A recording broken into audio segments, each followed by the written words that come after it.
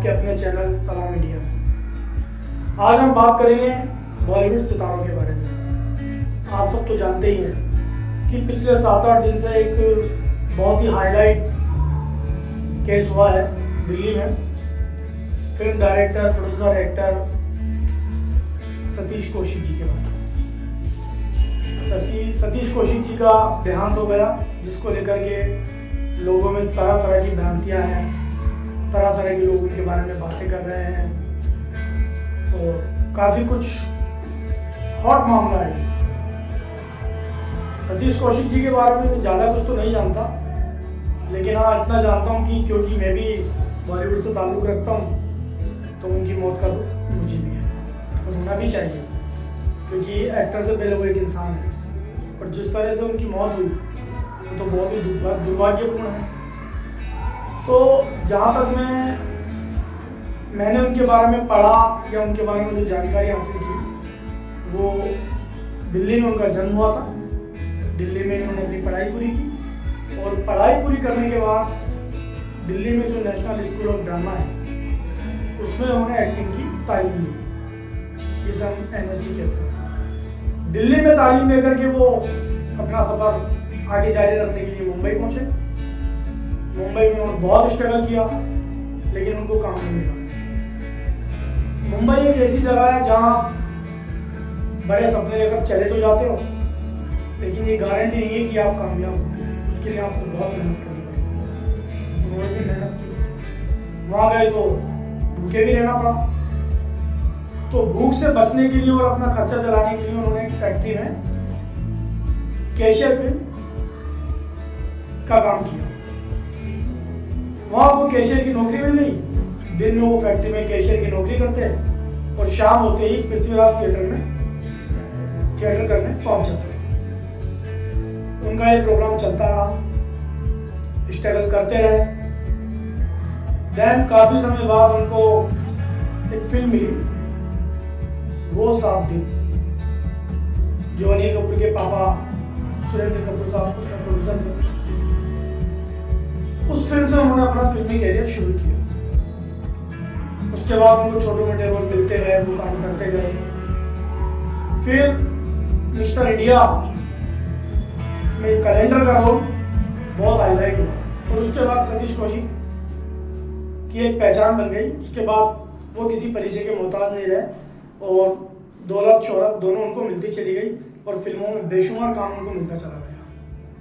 उन्होंने काफ़ी फिल्में डायरेक्ट भी की, जिसमें सलमान खान स्टारडम, तेरे नाम और रूप की रानी, चोरों का राजा, अनिल कपूर की और काफ़ी फिल्में हैं। सतीश कौशिक जी घनी प्रतिभा के मालिक थे। वो डायरेक्टर थे, एक्टर थे, स्क्रीन प्ले भी लिखते थे और प्रोड्यूसर भी रह चुके। लेकिन उनकी मौत के बारे में सुनकर बहुत दुख हुआ। मैं भी उनके साथ काम करना चाहता था और ये मौका मुझे मिल भी रहा था। दरअसल वो एक वेब सीरीज लेकर राजस्थान में शूट करने आ रहे थे।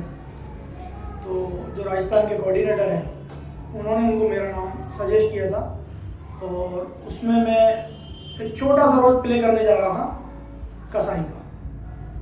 सडनली कि जो मेरी रियल कास्ट है उसी का कैरेक्टर मुझे मिल रहा था, तो मैं उनके साथ काम करने जा रहा था।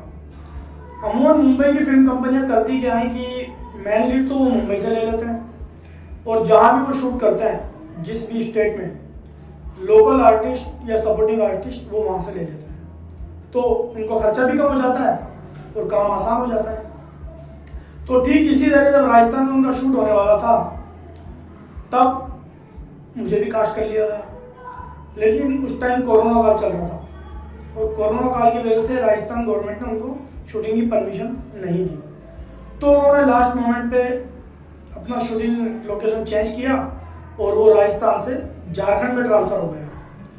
तो इस तरह से जो मेरा उनके साथ काम करने का सपना था वो अधूरा रह गया। बहरहाल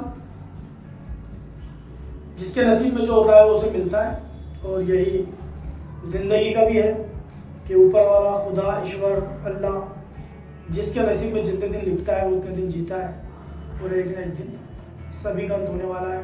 आपको भी जाना है, मुझे भी जाना है। तो सतीश जी भी हमें छोड़कर चले गए। उनके जाने के बाद काफ़ी बातें हो रही हैं।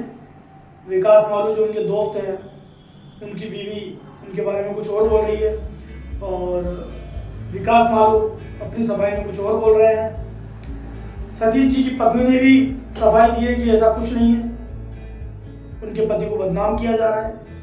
तो ये सब पूरा घटनाक्रम अभी न्यूज़ चैनल, न्यूज़पेपर पर चल रहा है। लेकिन सही क्या है, गलत क्या है, ये तो आने वाले टाइम में पता चलेगा, क्योंकि पुलिस इन्वेस्टिगेशन कर रही है और झूठ और सच का पर्दा उठ ही जाएगा। तो मेरा कहने का मतलब ये है कि एक कहावत है कि सामान 100 बरस का, पल की खबर नहीं। तो इंसान इस गफलत में है कि हम कल ये कर लेंगे, परसों ये कर लेंगे।